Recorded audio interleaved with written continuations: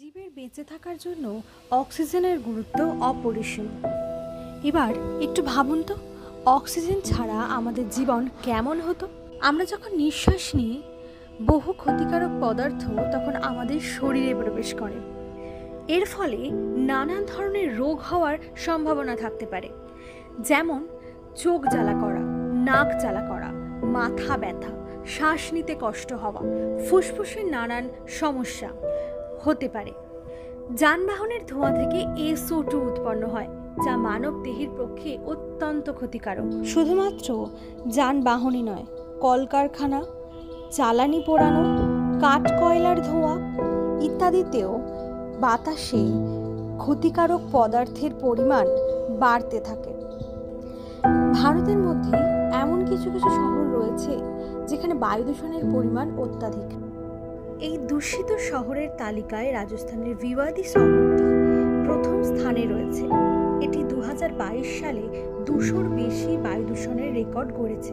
এই শহরটিকে শিল্প এলাকা বলে গণ্য করা হয়। বর্তমানে এখানে 2000-এরও বেশি কলকারখানা রয়েছে।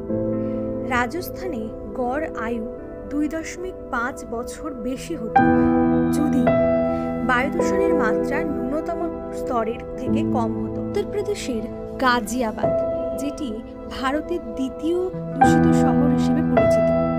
এরপর দিল্লি, জৌনপুর, নয়ডা, বাগপত, হিসার, ফরিদাবাদ, গ্রেটার নয়ডা, এছাড়াও কলকাতা, যেটি ভারতের 10ম দূষিত শহর এবং সমগ্র বিশ্বের 60তম দূষিত শহর হিসেবে পরিচিত।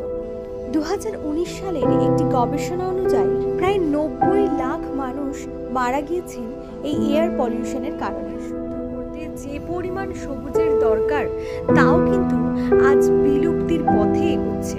খুব দ্রুত ডিফরেস্টেশন বাড়ছে।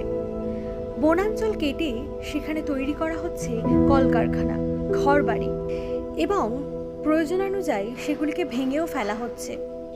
সেই ধুলোকণাও বাতাসের সাথে মিশছে। কিছু কিছু জিনিসে খেয়াল রাখা অত্যন্ত দরকার, যেমন বৃক্ষরোপণ, পেট্রোল কম ব্যবহার করা, ফসল পোড়ানো বন্ধ করতে হবে, কাঠ, কয়লা, আবর্জনা এবং